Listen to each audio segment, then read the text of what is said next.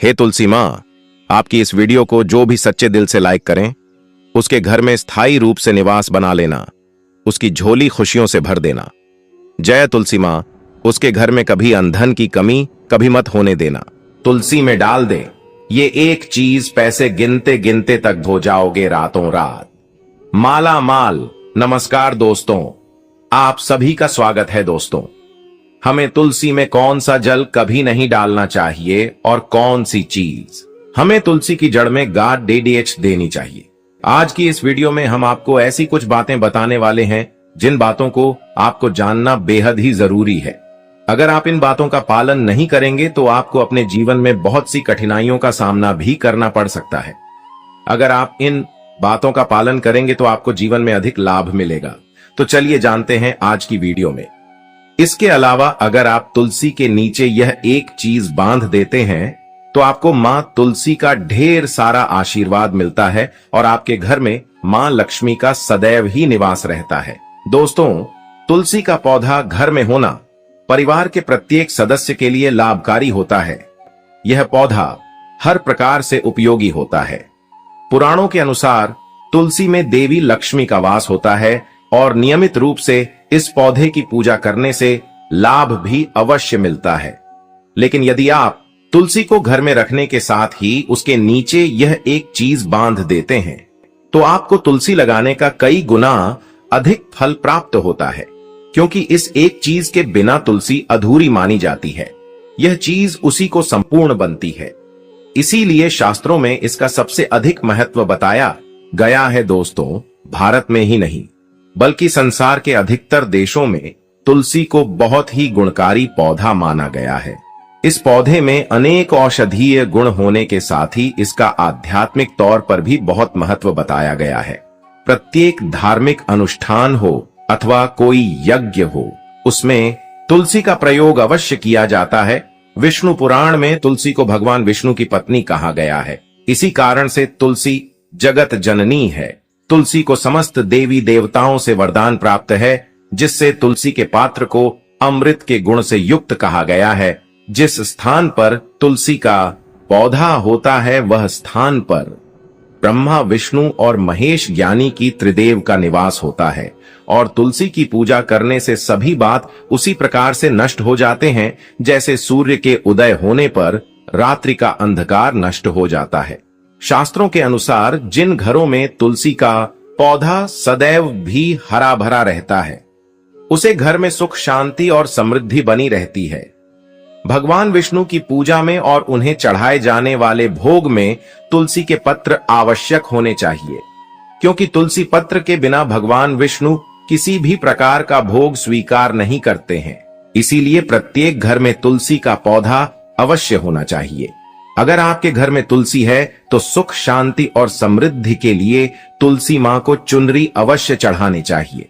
अक्सर लोग घर में तुलसी का पौधा तो लगा देते हैं, लेकिन उनसे यह गलती हो जाती है कि वह तुलसी मां को चुनरी नहीं चढ़ाते हैं, जिसके कारण उन्हें तुलसी लगाने का शुभ फल प्राप्त नहीं हो। पता है, हमेशा ध्यान रहे कि तुलसी का पौधा चुनरी के बिना अधूरा होता है। तुलसी केवल एक पौधा नहीं है, बल्कि वह देवी है, विष्णु पत्नी है। उन्हें हम अपनी माता मानते हैं। इसीलिए तुलसी को चुनरी अवश्य ही चढ़ाने चाहिए। इससे पति पत्नी में प्रेम और विश्वास बढ़ता है। घर में रहने वाली महिलाएं श्रद्धा, सुहागन और सौभाग्यशाली रहती हैं। लेकिन तुलसी को चुनरी चढ़ाते समय आपको यह बात ध्यान में रखनी चाहिए कि आप तुलसी को लाल रंग की चुनरी न चढ़ाएं। लाल रंग का संबंध मंगल ग्रह से होता है और बुध ग्रह तुलसी से संबंधित होता है। मंगल और बुध ग्रह मित्र नहीं है। भूत के अनुकूल शुक्र ग्रह और शनि है। इसीलिए तुलसी पर लाल चुनरी कभी नहीं चढ़ाने चाहिए। आप तुलसी पर हरे रंग की, पीले रंग की अथवा नीले रंग की चुनरी चढ़ा सकते हैं। लेकिन कई लोग पुरानी फटी हुई चुनरी तुलसी पर बांध देते हैं। ऐसा करना भी अशुभ होता। तुलसी पर नई चुनरी ही बांधनी चाहिए। तुलसी पर चुनरी बढ़ने के लिए एकादशी का दिन सर्वोत्तम होता है। किसी भी एकादशी के दिन नई चुनरी लाकर उसे तुलसी के पौधे में बांध दे, इसके आपको कई गुना अधिक लाभ प्राप्त होंगे। तुलसी को बिना चुनरी के कभी न रखें। अगर चुनरी पुरानी हो जाए तो चुनरी को एकादशी के दिन ही बदलना चाहिए। दोस्तों, तुलसी का विवाह भी अवश्य करना चाहिए। इससे मनुष्य के सभी दुखों का अंत होता है और सांसारिक जीवन सुख में बीता है। दोस्तों, कुछ लोग जाने अनजाने में तुलसी के पास ऐसी चीज रख देते हैं जिससे तुलसी का अपमान होता है। तुलसी का पौधा बहुत ही संवेदनशील होता है। इसकी अच्छी तरह से देखभाल करनी पड़ती है, तभी इसके शुभ फल प्राप्त होते हैं। इसीलिए तुलसी के पौधे के पास आपको अपने मुख से अपशब्द नहीं बोलनी चाहिए।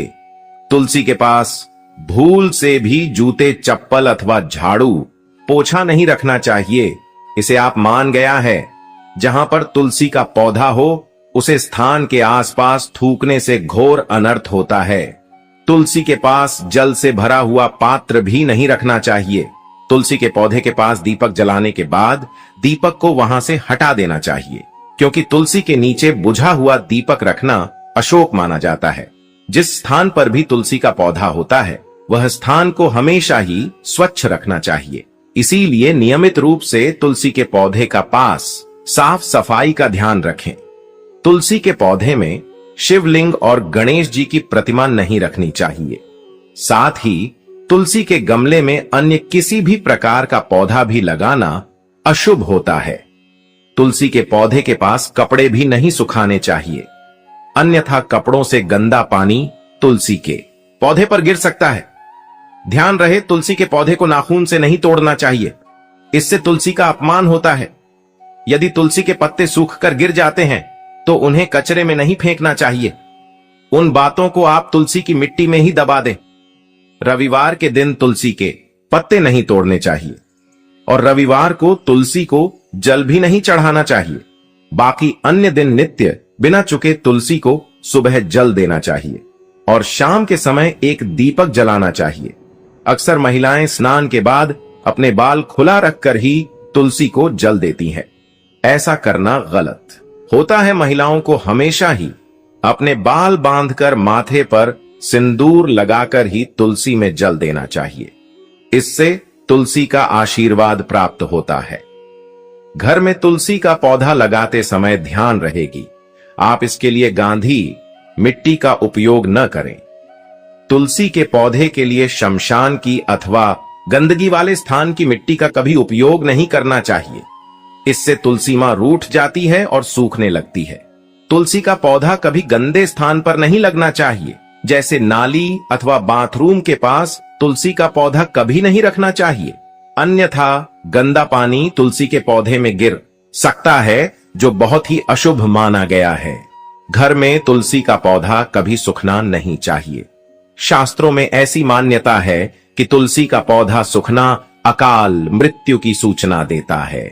घर में तुलसी का पौधा सूख जाए तो घर की सुख समृद्धि खत्म हो जाती है। सूखी हुई तुलसी में मां लक्ष्मी का वास नहीं होता है।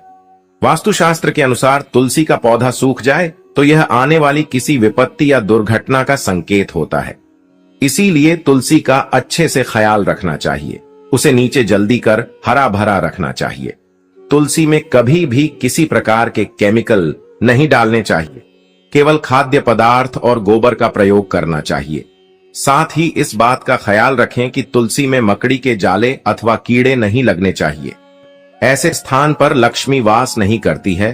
शास्त्रों के अनुसार तुलसी को बिना स्नान किए जल नहीं देना चाहिए और पैरों में चप्पल आदि पहनकर भी तुलसी को जला दें। तुलसी को जल देते समय ध्यान रहे कि वह जल आपके पैरों पर ना पड़े, इससे तुलसी का अपमान होता है। श्री कृष्ण कहते हैं, नित्य तुलसी के दर्शन से मनुष्य को स्वर्ग की प्राप्ति होती है और तुलसी पत्र के सेवन से उसके सभी पाप नष्ट हो जाते हैं। तुलसी का पौधा हमेशा ही घर के सामने लगाना चाहिए। इस पूर्व अथवा उत्तर दिशा में लगाना सबसे अधिक शुभ होता है। अगर तुलसी के गमले में दूसरे पौधे अब जाते हैं तो उन्हें समय पर हटा देना चाहिए। अगर तुलसी के ही अन्य पौधे हैं तो यह पौधे दूसरों को दान में देने चाहिए। कहा जाता है कि जब घर में एक से अधिक तुलसी के पौधे अपने आप उगने लगते हैं तो घर में साक्षात माता लक्ष्मी का आगमन होता है।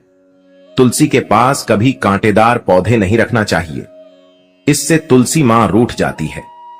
तुलसी के पास मरुस्थलीय पौधे रखना बेहद अशुभ माना जाता है। ऐसे पौधों से नकारात्मक ऊर्जा निकलती है।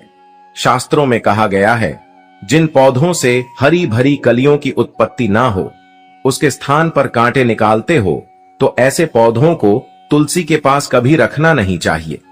बल्कि मरुस्थलीय पौधे घर में किसी भी स्थान पर रखना ही नहीं चाहिए। इन पौधों के कारण घर का वातावरण नकारात्मक बन जाता है। जैसे कई लोग नागफनी का पौधा सजावट के नाम पर घर में रखते हैं।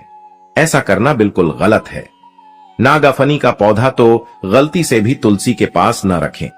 यह तुलसी की संपूर्ण सकारात्मक ऊर्जा को नष्ट कर देता है। लेकिन शास्त्रों में केले के पौधे का विशेष महत्व बताया गया है। अगर आप तुलसी के पास केले का पेड़ लगा देते हैं तो आपको कई गुना अधिक लाभ प्राप्त होंगे। केले के पेड़ में भगवान विष्णु का वास होता है। इसे तुलसी के पास लगाने से घर में सुख समृद्धि आती है। साथ ही जिस स्थान पर भगवान विष्णु का वास होता है वहां पर लक्ष्मी को चलकर आती है। दोस्तों, अगर आपको तुलसी के पौधे में शालिग्राम भी अवश्य रखना चाहिए। तुलसी के गमले में शालिग्राम रखने से तुलसी का और भी अधिक शुभ प्रभाव आपको देखने को मिलेगा। शालिग्राम भगवान विष्णु का निराकार रूप माना जाता है।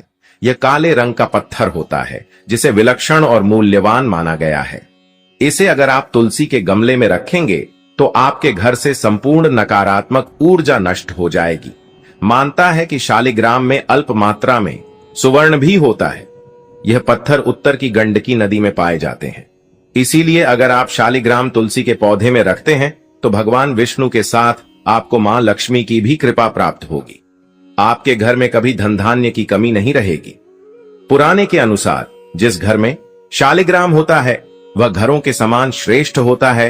नित्य शालिग्राम के दर्शन और पूजन से सभी प्रकार के भौतिक सुखों की प्राप्ति होती है। यह स्वयंभू होने के कारण इसकी प्राण प्रतिष्ठा करने की आवश्यकता नहीं होती।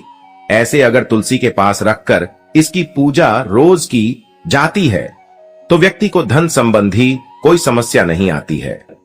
विष्णु पुराण के अनुसार मृत्यु के समय शालिग्राम के चरण, अमृत का जल सभी बातों से मुक्ति दिलाता है। वह मृत्यु के पश्चात बैकुंठ चला जाता है। यह चरण अमृत औषधि के समान है। जो इसका सेवन करता है उसे मोक्ष मिल जाता है। कुछ लोग चरण अमृत लेकर अपने सिर पर हाथ फेर देते हैं, बल्कि शास्त्रों में ऐसा करने का उल्लेख नहीं किया गया है। शरण अमृत हमेशा दाएं हाथ से श्रद्धा भाव से ग्रहण करना चाहिए, लेकिन शालिग्राम घर में लाते समय ध्यान रहे कि वह असली हो।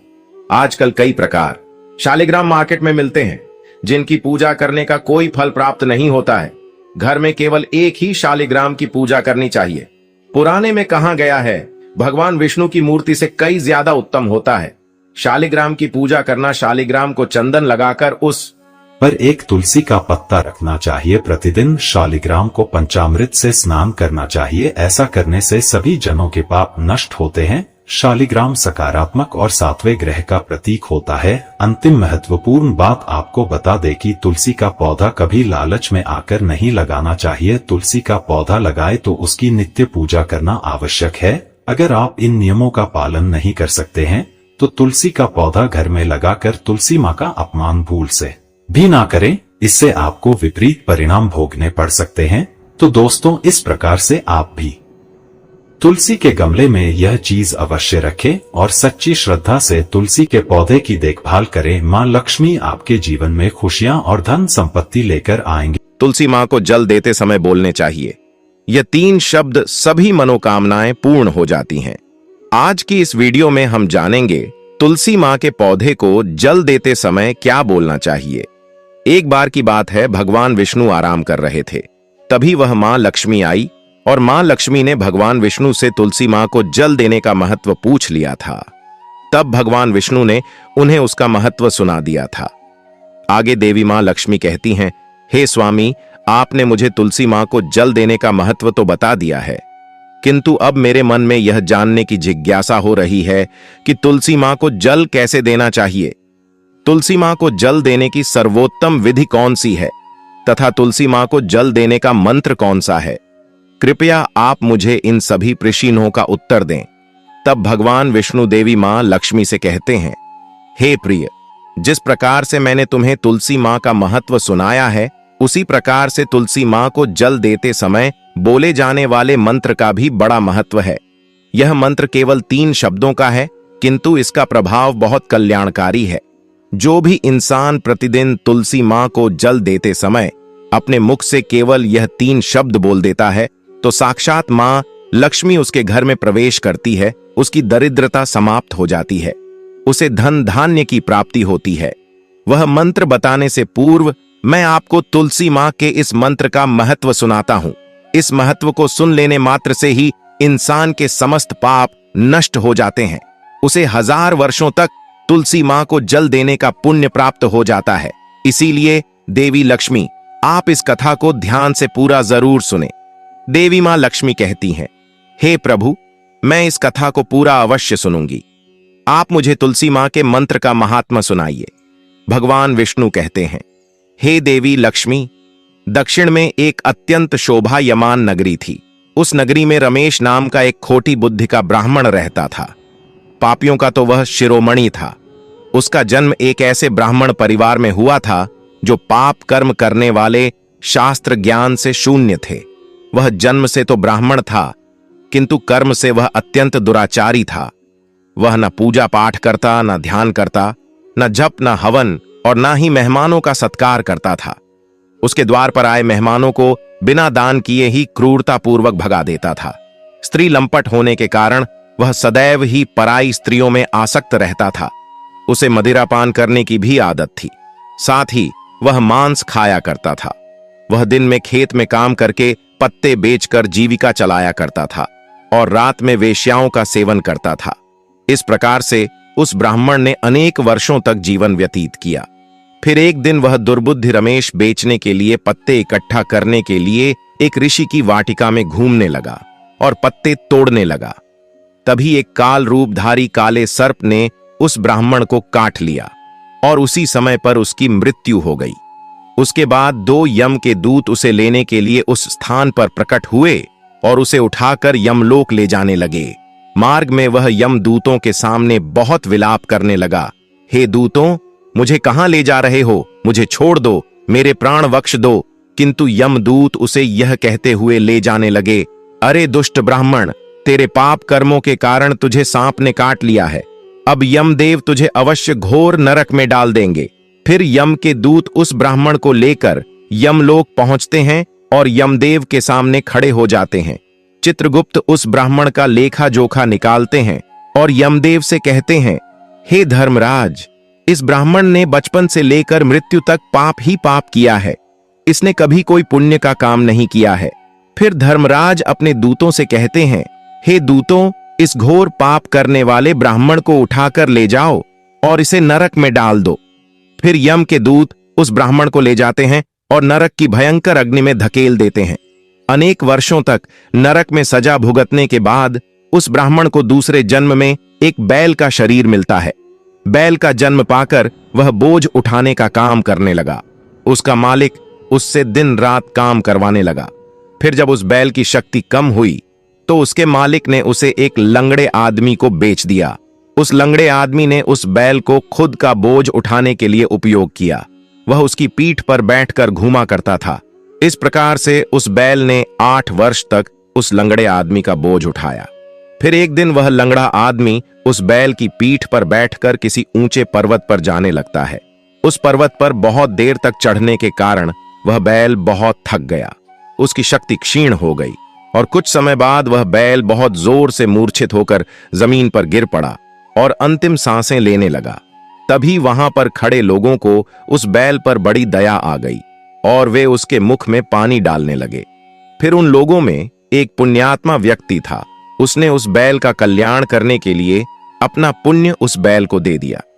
उसे देखकर अन्य लोगों ने भी अपना अपना पुण्य याद करके कुछ पुण्य उस बैल को दे दिया ताकि उसे मुक्ति मिल सके। उसी भीड़ में एक वैश्या भी खड़ी हुई थी। सभी लोग अपना पुण्य उस बैल को दे रहे थे। यह देखकर उस वैश्या ने भी अपना पुण्य उस बैल को दे दिया।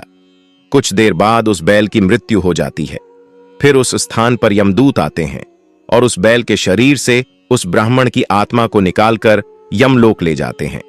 यमलोक ले जाने पर उसे यमदेव के सामने खड़ा किया जाता है और फिर चित्रगुप्त उसका लेखा जोखा देखते हैं तो वे आश्चर्य में पड़ जाते हैं। उस वैश्या के द्वारा उस बैल को दिया हुआ पुण्य बहुत बड़ा होता है। उस पुण्य के प्रभाव से सभी जन्मों के पाप नष्ट हो जाते हैं। फिर यमदेव उस ब्राह्मण के सभी पाप क्षमा करते हैं और कहते हैं, हे ब्राह्मण, उस वैश्या ने तुझे अपना पुण्य देकर तुझ पर बड़ा उपकार किया है। केवल उसी के पुण्य के कारण तुम्हारे सब जन्मों के पाप नष्ट हो गए हैं और यमदेव उसे फिर से इंसान जन्म प्रदान करते हैं। इस बार वह पृथ्वी पर आकर एक उत्तम ब्राह्मण कुल में जन्म लेता है। उस महापुण्य के प्रभाव से उसे इस नए जन्म में अपने पूर्व जन्म की बातें याद आने लगती हैं। जब वह ब्राह्मण बड़ा हो जाता है तो उसे याद आता है कि पिछले जन्म में जब वह बैल था तब एक वैश्या ने उसे उसका पुण्य दे दिया था। इसीलिए उसके मन में उस वैश्या के बारे में जानने की इच्छा होती है और उस महापुण्य के बारे में जानने के लिए उस वैश्या का पता लगाकर उसे ढूंढते हुए उसके नगर में चला जाता है। वह वैश्या अब बूढ़ी हो चुकी थी। फिर जब उसे वह वैश्या मिल जाती है तो वह उसके सामने जाकर उसे बार बार प्रणाम करता है और उस वैश्या का धन्यवाद करने लगता है। वह वैश्या कहने लगती है, हे ब्राह्मण श्रेष्ठ, आप कौन हैं और किस कारणवश आप मुझ वैश्या को धन्यवाद दे रहे हैं? मैंने आपका कौन सा कार्य किया है जो आप मुझे नमस्कार कर रहे हैं? तब वह ब्राह्मण कहता है, हे मां, मैं वही बैल हूं जिसे तुमने अपना पुण्य दे डाला था। अपने पाप कर्मों के कारण मुझे पिछले जन्म में बैल होना पड़ा था। उस पर्वत पर जब मैं मर रहा था तो तुमने मुझे अपना पुण्य दिया था। तुम्हारे पुण्य के प्रभाव से ही आज मुझे फिर से इंसान जन्म मिला है। तुम्हारे द्वारा दिए गए उसी पुण्य के कारण मुझे अपने पूर्व जन्म की सारी बातें याद है। किंतु हे मां, मैं आज यहां पर यह जानने के लिए आया हूं कि तुमने मुझे उस समय पर अपना कौन सा पुण्य दिया था जिस कारण से मेरे सभी जन्मों के पाप नष्ट हो चुके हैं। मैं उस पुण्य के बारे में जानना चाहता हूं। तब वैश्या ने कहा, हे ब्राह्मण श्रेष्ठ, मैंने तो अपने जीवन में कोई पुण्य के काम नहीं किए हैं, किंतु मेरे घर में एक तोता है जो पिंजरे में रहकर हमेशा कुछ बोलता रहता है, जिसे सुनकर मेरा अंतकरण पवित्र हो गया है। उसी तोते के द्वारा बोले गए मंत्र का पुण्य मैंने तुम्हें दान में दिया था। फिर वह वैश्य और वह ब्राह्मण उस तोते के पास जाते हैं और उसे पूछने लगते हैं, हे शुक, तुम कौन सा मंत्र बोलते रहते हो जिससे हमारे जीवन का उद्धार हुआ है? यह मंत्र तुम्हें किसने सिखाया और इस मंत्र का क्या अर्थ होता है? तब उस तोते ने अपने पूर्व जन्म का वृतांत सुनाना आरंभ किया। वह तोता कहने लगा, हे ब्राह्मण श्रेष्ठ, पिछले जन्म में मैं एक ब्राह्मण था।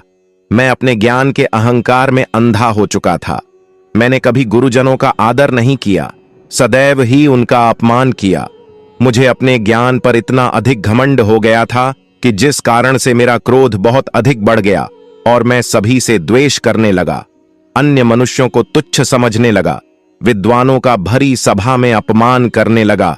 फिर कालांतर में मेरी मृत्यु हो गई और मुझे यमलोक ले जाया गया। पूज्य जनों और गुरुजनों का अपमान करने के कारण मुझे तोते के कुल में डाल दिया गया और मेरा जन्म एक तोते के रूप में हो गया। मेरे पाप कर्मों के कारण छोटी अवस्था में ही मेरा अपने माता पिता से हो गया।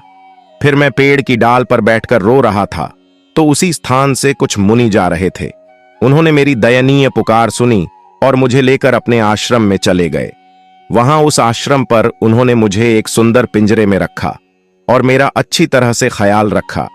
वे मुझे प्रतिदिन भोजन दिया करते थे और पढ़ाते थे। उस स्थान पर वे ऋषि मुनि, उनकी स्त्रियां और बालक सभी प्रतिदिन तुलसी मां के पौधे को जल देते थे और उसके सामने एक मंत्र का जाप करते थे।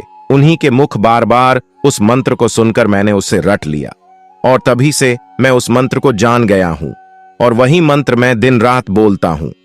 उस मंत्र के प्रभाव से मेरी कभी मृत्यु नहीं हुई और मेरी आयु 100 वर्ष की हो गई और मैं इतने वर्षों तक जीवित रहा।